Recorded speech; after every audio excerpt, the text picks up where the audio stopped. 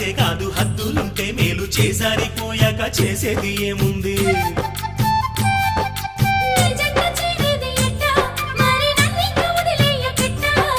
నన్నిట్ట వేధించకే ఓ భామ నీ మనసు మార్చేసి